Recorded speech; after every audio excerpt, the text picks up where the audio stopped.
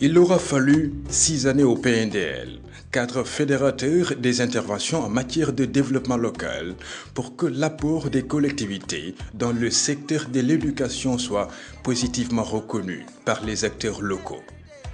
À travers le Fonds de développement local, toutes sources et toutes générations confondues, 1367 conventions de financement ont été signées avec les collectivités locales d'un montant de 40 milliards de francs CFA. Grâce à une contribution de la Banque mondiale, de l'État du Sénégal et des collectivités locales, 5100 microprojets ont été réalisés par les collectivités locales, dont les 67% concourent à l'atteinte des OMD dans les secteurs prioritaires de l'hydraulique, de l'éducation et de la santé. Sur 102 conventions que nous avons signées dans la région de Ziguinchor pendant toute la phase de mise en œuvre du programme, pour une masse globale de 2 milliards 274 643 670, nous avons consacré 64% de ces montants, soit 1 milliard 436 307 572 à la réalisation d'infrastructures qui impactent directement dans le secteur de l'éducation.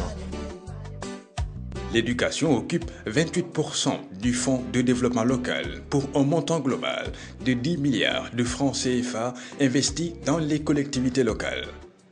Cette enveloppe financière a permis la construction de 1130 salles de classe, dont 888 équipées, l'équipement de 296 salles de classe, la réhabilitation de 117 salles de classe, la réalisation de 160 blocs d'hygiène, la réalisation de 8 blocs administratifs, dont 4 avec équipement, la mise en place de 8 points d'eau, la clôture de 196 établissements scolaires, la construction d'une case des tout-petits.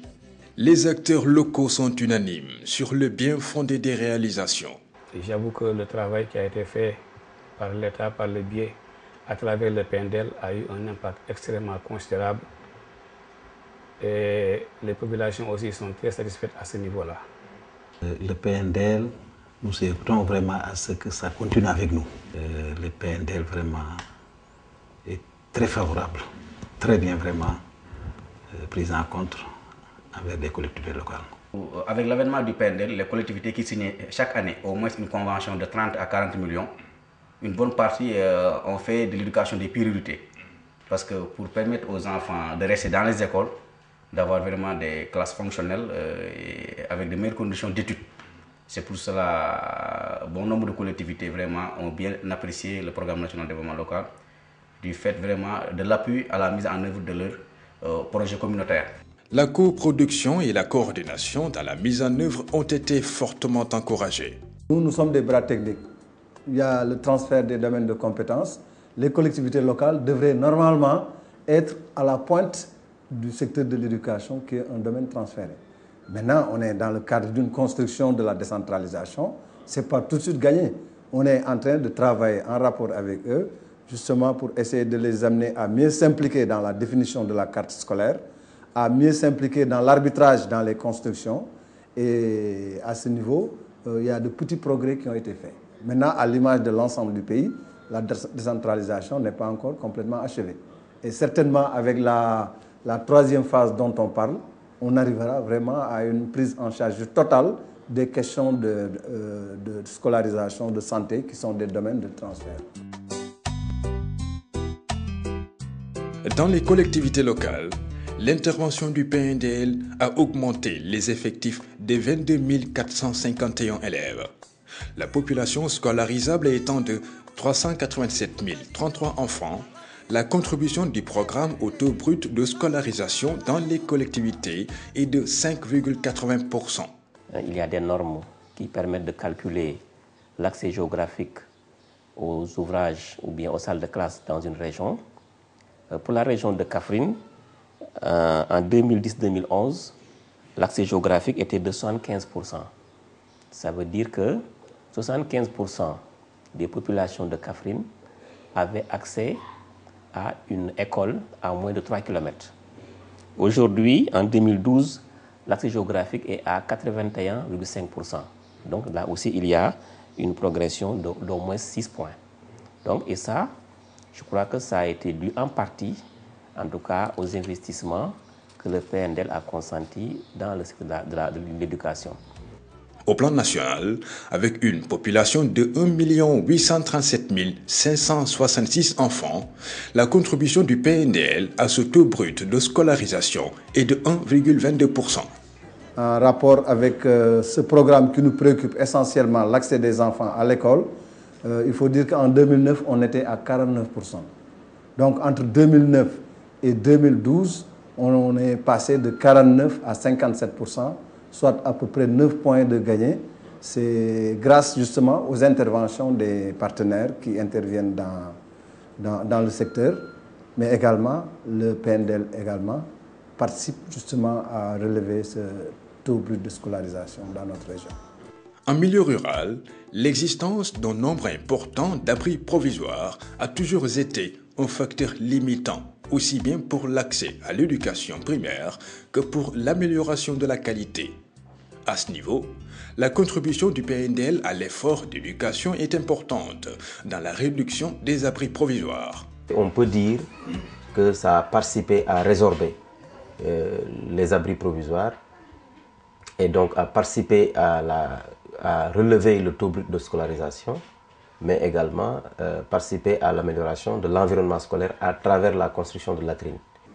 L'impact est évident. Cela nous a permis d'améliorer l'accès au niveau de nos établissements, puisque avec le déficit de salles de classe, avec également l'absence de sécurité, avec des murs de clôture qui n'existaient pas, avec également une question assez sérieuse pour ce qui est, n'est-ce pas, donc des latrines. C'est autant de questions qui sont essentielles dans l'environnement de l'établissement, qui non seulement permettent aux élèves, donc aux établissements d'accueillir le maximum d'élèves, de permettre aux élèves de travailler dans de bonnes conditions, avec des salles de classe en nombre suffisant, mais également de les sécuriser, non seulement par rapport aux murs de clôture, mais également d'un point de vue psychosocial. En 2008, le nombre d'abris provisoires était de 5 487. Le programme a contribué à les réduire de 17%. L'intervention du PNDL dans la région, le secteur de l'éducation, il y avait d'énormes problèmes, notamment pour ce qui concerne les abris provisoires, la clôture des écoles. Et comme vous le savez, une bonne partie des établissements scolaires se trouve à la périphérie des villages, donc près de la brousse ou près de la forêt, avec l'éventualité d'être attaqué par des bêtes fauves.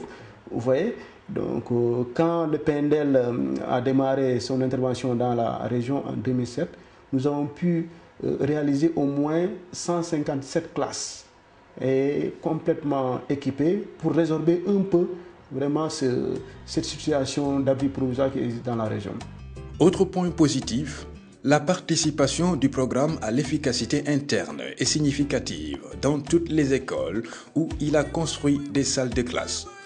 On constate un recul appréciable des taux d'abandon et de redoublement qui sont respectivement de 0,2% et 0,22% dans ces écoles avec l'appui du PNDL, alors qu'il s'élève à 9,28% et 3,12% dans les écoles où le PNDL n'intervient pas, et à 8,9% et 3% au plan national. Si on connaît aussi les conditions climatiques à Matam, on se rend compte qu'il est aisé vraiment de se rendre compte que les conditions d'enseignement n'étaient pas vraiment des meilleures. Les enseignants subissaient les intempéries de la chaleur, du vent, de la saison des pluies par moment, quand ça commence très tôt. Et donc, avec ces réalisations de salles de classe, ça a permis de vraiment mettre les enseignants dans des conditions d'abord, de pouvoir livrer les connaissances, donc vraiment les meilleures conditions pour pouvoir donner en tout cas des connaissances à ces enfants-là qui sont dans notre localité. Alors les conditions de travail étaient difficiles pour les enfants et depuis que le PNDL a construit, vraiment nous travaillons dans de bonnes conditions. Les tables sont également bien adaptées à la taille des enfants et les enfants même sont très contents de travailler dans des salles qui sont équipées et carrelées. C'est un outil important dans la mesure où nous gagnons beaucoup plus de temps maintenant par rapport aux années précédentes. Parce que maintenant, nous revenons dans les après-midi. Et cela n'était pas possible il y a 3 à 4 ans derrière. On n'arrivait pas à respecter le quantum horaire. Mais maintenant, avec les salles de classe, nous respectons le quantum horaire. Ces résultats sont certainement dus à l'amélioration des conditions de travail des enseignants et des élèves dans des salles de classe en dur spacieuses, bien éclairées et suffisamment aérées. Nous avons eu la sécurité grâce à la réalisation de la clôture, parce qu'auparavant, l'école n'avait pas de sécurité. Les élèves sortent partout, ils sortent comme ils veulent, comment ils veulent. Et pendant la récréation, on ne parvient pas à avoir les élèves à temps.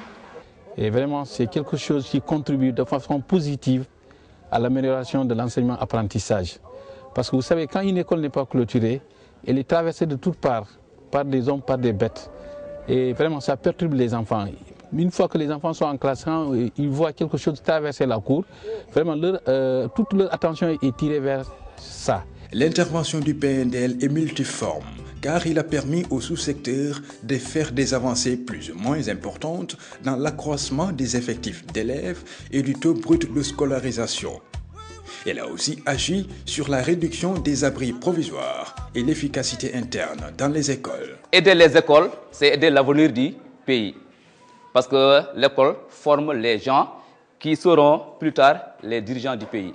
Donc le PNDL, nous ne pouvons que le remercier dans ce cadre.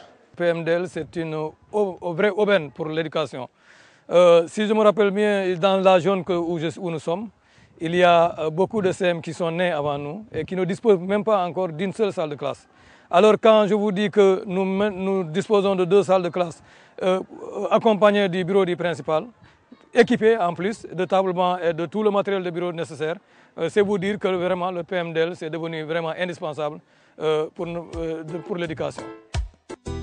Ce faisant, le PNDL contribue ainsi de manière significative à renforcer la décentralisation, mais aussi à améliorer la qualité de l'enseignement, apprentissage en milieu rural. Le PNDL, l'action durable d'une vision fédératrice.